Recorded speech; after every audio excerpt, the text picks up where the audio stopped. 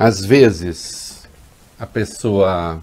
Olha, Bob Furuya, nunca aconteceu comigo, porque enfim, eu era muito gato, muito popular na escola. Imagino. Bom de bola. Tal. Entendi. Não ia muito bem nas matérias, mas na parte assim da Fusarca eu ia bem. Ah. Tá? Tá bom. Que é... E eu era uma figura pop. Então, quando tinha bailinho, quando eu era jovem tinha muito bailinho. Quando eu era criança. O bailinho desapareceu. A molecada vai para as baladas, não sei o que e tal. Né? Mas no meu tempo tinha bailinho. E bailinho é aquela coisa, você não pode ficar no canto ali sem ninguém dar bola pra você, entendeu? Isso dá filme B americano, aquelas coisas, né? American Pie, depois mistura com um pouco de sacanagem. Fica ali, tadinho, vexado, ninguém liga pra você, né? Você tenta chamar atenção e não consegue, né? É triste, Bob Furuya, triste. Mas às vezes acontece às vezes até com líderes. Né, chefes de Estado. Você busca ali um certo protagonismo e nada acontece. Né? Hoje, era o quê? Umas 17 horas aqui no Brasil, 14 horas em Lisboa, 3 horas a mais lá, né? 17 horas lá, 14 aqui. E... um amigo estava no Aeroporto Internacional de Lisboa. E eis que vê ali um forfezinho, um grupinho. Quando olhou, quem estava lá? Quem está acompanhando pela internet agora vai ver duas fotos. Né? Eu vou, claro, para quem está acompanhando no rádio, vou dizer quem é. Quem estava lá? O presidente Jair Bolsonaro. No aeroporto de Lisboa. Olha ali, lá. Lutando com a máscara, numa das fotos, a gente vê ele, como sempre, lutando com a máscara, né? Lutando com a máscara. E que fique claro, quem tá vendo a imagem não é para botar a mão na máscara assim no meio dela não, tá? Não pode botar a mão na máscara, não é para botar, mas é que ele ficava botando, tirando, vendo se conseguia ser reconhecido. Tem uma outra foto, que como é uma foto, digamos assim, furtivamente tirada, a cabeça do Bolsonaro até parece um pouco cortada, né? E no primeiro plano... está o Gilson Machado, que é o ministro do turismo. Sanfoneiro. Olha, pensa... Oi? Sanfoneiro. E eu falei, Beni, qual é o lugar de um ministro do turismo? Obviamente é o free shop. Claro. Faz sentido ou não faz? Onde fica o ministro do turismo? No free shop. Bolsonaro estava voltando dos Emirados. Ele, inclusive, teve um surto de monarquismo absolutista, né? Monarquismo, vou explicar porque a palavra, absolutista, lá no Catar, numa entrevista. Ele estava voltando, o avião presidencial certamente fez uma escala em Lisboa. E, queridos, aeroportos internacionais, e mesmo alguns de voo doméstico, como é o caso de Congonhas, aqui em São Paulo, tem áreas reservadas para autoridades, salas especiais de encontro, Bob Furuya. Tem, né? Para chefes de Estado, então, nem se diga, basta requisitar. Sim. E um homem da envergadura de Bolsonaro, já nem fala da envergadura moral. Olha que eu nem estou falando da envergadura moral. Falando do cargo. Evidentemente, passando por Lisboa, o normal... vou falar como se fala em 2 corpos. O normal é que essa autoridade vá para essa área reservada e, inclusive, mantenha, nem que seja apenas para evidenciar influência, mantenha um encontro com uma autoridade portuguesa. Entende? Que vai ali fazer as visuras, afinal de contas... é um chefe de Estado que está passando por Portugal. Mas não o nosso presidente. Não ele. Ele vai para o free shop. E segundo testemunho, eu até escrevi um textinho no UOL, segundo testemunho desse meu amigo, diz que visivelmente estava ali dando pinta.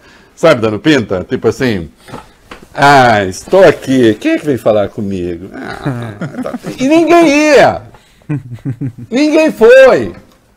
No tempo em que ficaram ali, em Portugal você tem que passar primeiro pelo free shop para depois passar pelo controle de saída.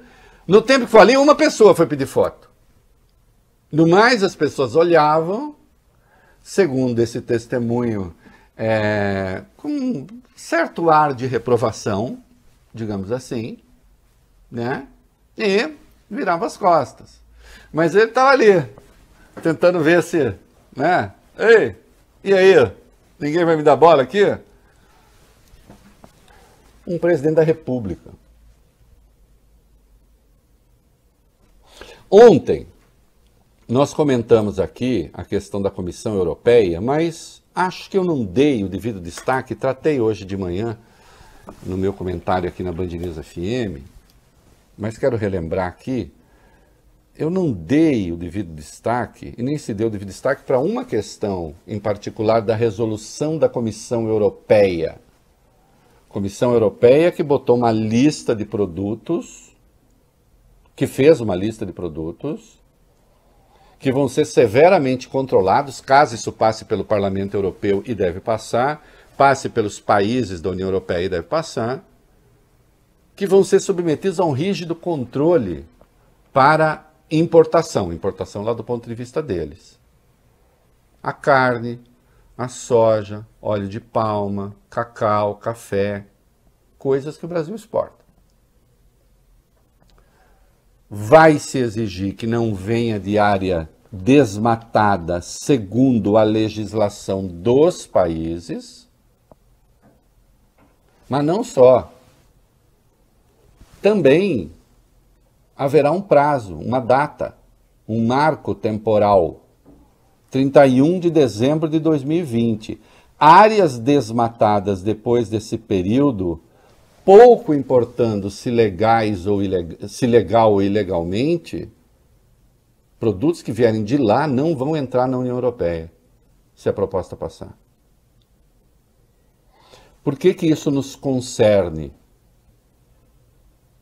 Veja, nós temos um dos melhores códigos florestais do mundo. Eu fui um grande defensor do Código Florestal. Tomei porrada, Bob Furuia, mas nossa, o que a esquerda bateu no tio. Porque esse código que está aí é um código bom. Né?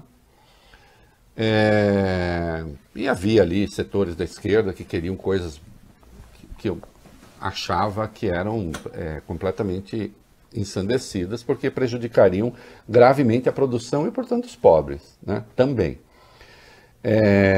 Sim, setores da esquerda entenderam direito. É bom lembrar que o código foi aprovado no governo petista, né? E o governo apoiou esse código. Mas veja só, quem tem propriedade no bioma, na Amazônia, tem de ter uma área, voglio bene, de reserva legal de 80%. 80% você não pode mexer. Sim. Mas em 20% você pode produzir. E se você produzir 20%, você vai desmatar. Se você não tiver desmatado, não é? Desde que não seja área de preservação permanente, que é um outro critério. No Cerrado, 35% tem que ser preservado. Sempre se excluindo as áreas de preservação permanente. Eu estou falando as áreas que estão sujeitas à propriedade privada. E nos chamados campos gerais, 20%. Então, ainda há um espaço para desmatamento legal no Brasil. Está claro o que eu estou dizendo? O nosso problema não é o desmatamento legal, é o desmatamento ilegal. Mas ainda há. Se entrar em vigência a proposta da Comissão Europeia, pouco importa se o produto tem origem ou não em desmatamento legal e ilegal. Se for posterior à data, 31 de dezembro de 2020, não entra. Lembrando que na COP26, Estados Unidos e China assinaram um documento conjunto dizendo que vão criar uma legislação também para impedir a entrada de produtos oriundos de áreas desmatadas. Eu já disse aqui ontem, lembro, tudo isso também é guerra comercial. E por isso mesmo nós temos de estar atentos, temos de participar ativamente desses fóruns, o presidente do país tem de ter voz ativa nisso, para que o país não seja prejudicado. O agronegócio de ponta está muito preocupado, porque evidentemente nessas horas pode haver a confusão entre aquilo que é uma produção certificada, correta, e aquilo que não é. Embora as grandes empresas, já lembrei isso aqui, né, as grandes empresas têm os seus próprios programas. A JBS, anunciante dessa rádio, volta e meia entra o anúncio da JBS, lembrando que eles têm o seu próprio programa. E as grandes empresas têm feito isso. Só que a proximidade do presidente com madeireiros ilegais, desmatadores, essa mistura, essa confusão, o agro-reacionarismo, que nada tem a ver com o agronegócio de ponta, isso tudo tem prejudicado muito o Brasil. E as coisas estão caminhando para um lado ruim para nós. E, portanto, nós precisamos ter um presidente que seja um presidente que tenha noção da grandeza do cargo. É claro que essa história aí de free shop, eu estou tomando como uma ilustração jocosa da irrelevância. Entende o que eu estou dizendo? Ô Bob, eu deveria ter pedido para o presidente me trazer um in black da Bulgari, que está pela hora da morte. Presidente, próxima viagem, se o senhor passar no free shop, o senhor pede, por favor, para a sua assessoria me ligar, eu tenho umas encomendas para fazer. Perfume, olha, tem um posto altíssimo. Entendeu? E agora esse negócio de ninguém poder viajar, Bob, eu viajo pouco no geral, mas os amigos viajam bastante. Aliás, eu viajo pouco, minha mulher me chama de Ariano Suassuna, né? Porque eu detesto pegar avião, eu não acho, o bicho é pesado, enfim, aquilo voa. Nem eu não gosto. Um amigo meu que é piloto disse que é pura ignorância minha sobre física. Eu nem sou ignorante sobre física, mas quem disse que o medo atende, Bob Furu, e as leis da física? Medo é medo, não tem lei da física. Né? Senão bastava me dar uma explicação racional e todo medo desaparecer. Eu tenho medo. Então eu prefiro ficar no chão. Mas os amigos viajam bastante. Ô presidente, a próxima, o senhor me avisa, o senhor traz para mim, em black da Bulgari, por favor, 100 ml, tá? Eu preciso disso para ser feliz. Que o presidente sirva para alguma coisa, pelo menos, para comprar umas coisinhas para gente no free shop. Estou tratando de maneira jocosa? Estou. E confronto a gravidade do que se deu no caso da Comissão Europeia com a irrelevância do presidente brasileiro no mundo. Ninguém dá bola, ele está se jaquitando, ele está sendo lá paparicado, mais ou menos, por meia dúzia de ditadores dos Emirados. 3.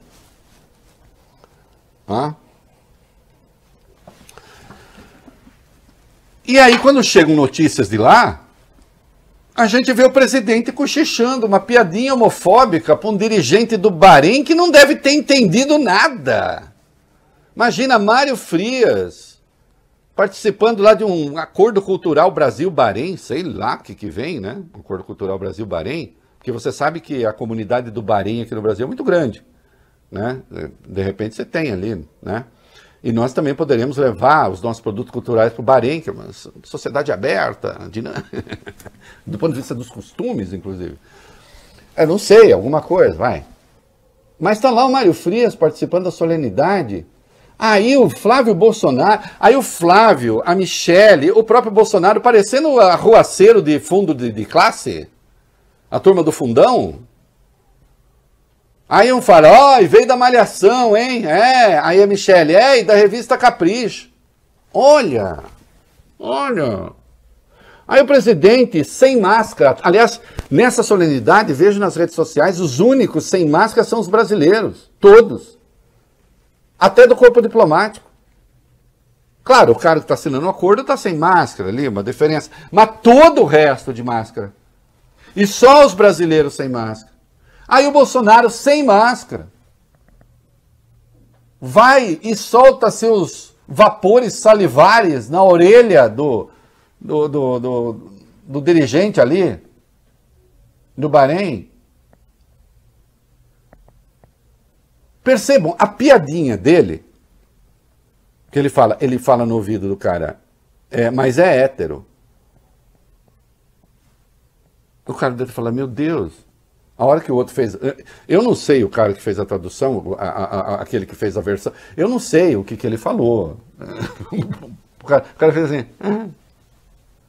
Porque a piada só fazia sentido para quem estava no clima ali do que eles estavam falando. Capricho, malhação, mas é hétero. Esse é o nosso presidente.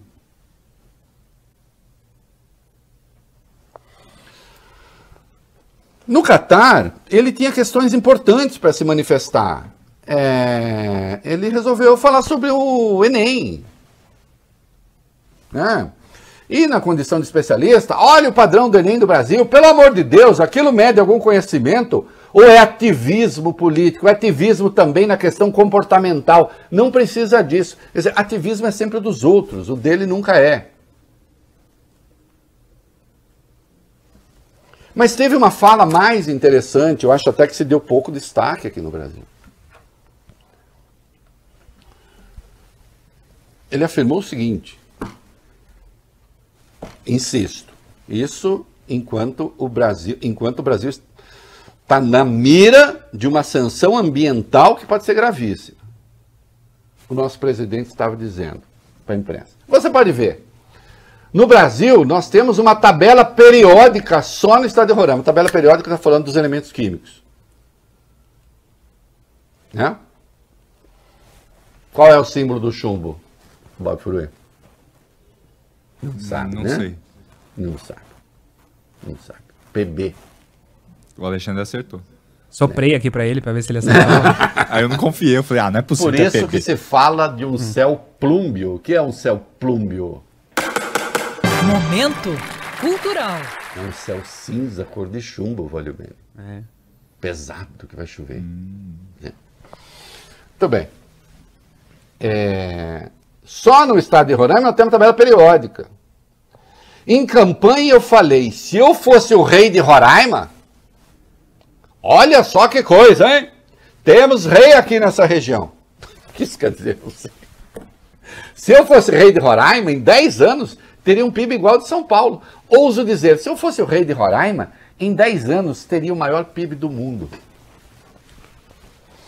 O eleitorado deu a este senhor um governo de uma das 10 maiores economias do mundo, de um dos 10 maiores territórios do mundo, de uma das 10 maiores populações do mundo, de um dos maiores países do mundo. E ele reclama, ele não gosta, ele já falou que governar é um inferno. Por quê? Porque ele queria mesmo era ser ditador de Roraima. Aí sim. E aí Roraima, claro, serve como exemplo apenas de uma área pequena, em que ele está comparando então com os Emirados, ele está dizendo, se eu fosse ditador, isso tudo estaria resolvido.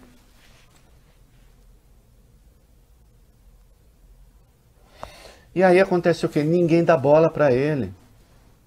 Ninguém liga para ele. A não ser para despertar reações negativas contra o Brasil. Que queira ou não, ele governa esse país. Um presidente sem agenda. Um presidente que passa por Portugal com a proximidade que a gente tem com Portugal e vai parar no free shop. À espera, sei lá, de cliques. Bom, quando recebeu o presidente de Portugal aqui no Brasil, teve a delicadeza de contar piadinhas contra Portugal aqui, contra portugueses.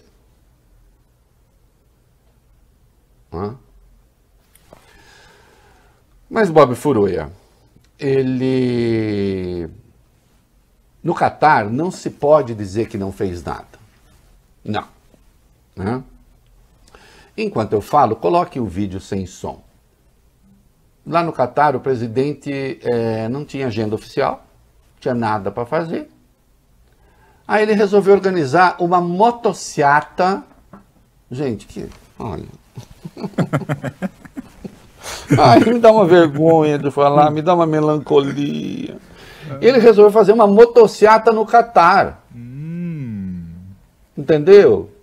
Claro, isso quem está sendo... O vídeo da coisa homofóbica ali foi do Mário Frias. Acho que isso aqui também é do Mário Frias, né? Esse vídeo que a gente está exibindo também é do... Também é, né? O nosso secretário de Cultura, esse homem brilhante. E ele gravou para as redes sociais dizendo que... Atenção! Que esse negócio de motociata virou uma febre. Começou no Brasil e vai ganhar o mundo, o Bob Furuia. Tenho certeza.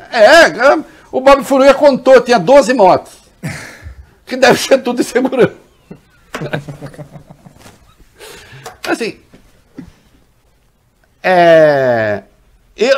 vejam, eu tenho uma música do Caetano que eu adoro, aliás, vale bem, acha aí, depois a gente toca para encerrar, que chama Peter Gast, né, que sou um homem comum, qualquer um, enganando entre a dor e o prazer, hei de viver e morrer como um homem comum.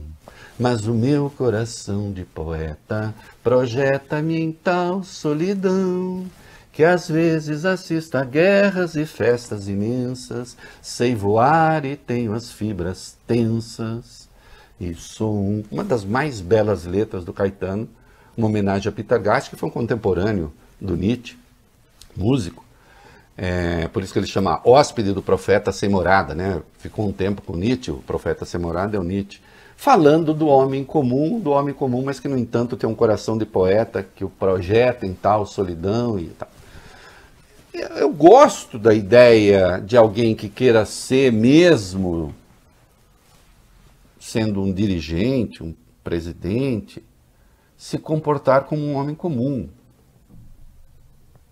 mas não como um homem parvo, inútil, contraproducente,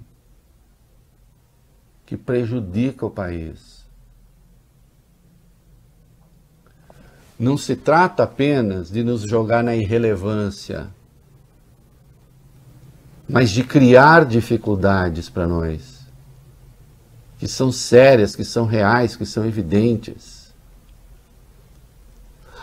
Reinaldo Azevedo, mas que obsessão pelo mal dizer, né? Lembrando as cantigas trovadorescas, Bob Furuia, Momento. E quando vocês fizeram cursinho, cantigas de amor, de amigo e do mal dizer. Né? Não se trata só de fazer cantiga de mal dizer, de ficar falando mal. Mas, meu Deus do céu, não dê motivos para que eu fale mal. Não se comporte como o tolo do free shop no Aeroporto Internacional de Lisboa. Não vá fazer uma motociata no Catar dizendo que isso virou uma febre mundial. Não faça piadinha homofóbica aos ouvidos do dirigente do Bahrein. Não seja presidente de um país de 215 milhões de pessoas, mais de 8 milhões de quilômetros quadrados, bem ou mal, no momento mal, uma das maiores economias do mundo, um dos maiores territórios do mundo, e não sonhe ser o ditador de Roraima, quando a sua gestão afunda o país no baixo crescimento, no desemprego e na inflação.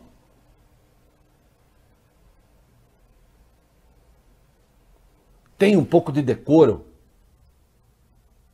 tem um pouco de decência, tem um pouco de responsabilidade. Sim, Bolsonaro é notavelmente ignorante, todo mundo sabia disso. Mas ignorância no sentido enciclopédico, no sentido livresco, no sentido do cultivo cultural, não quer dizer, meninos, em nenhum momento ausência de senso moral. O senso moral persiste. Em qualquer um. Hã? E é isso que a gente não vê. E onde está essa diplomacia? Onde estão esses assessores? Onde estão esses ministros? Mas ocorre que ele busca justamente isso aí. É isso que ele quer. Porque os seus especialistas em eleição estão dizendo: o seu público quer isso. Não é? Quer que você diga essas coisas, quer que você faça essas coisas. Sentem uma espécie de prazer mórbido nessa irrelevância que seria de contestação. Mas que de contestação não tem nada, marca apenas um encontro com a irrelevância. E arrasta consigo o país, infelizmente.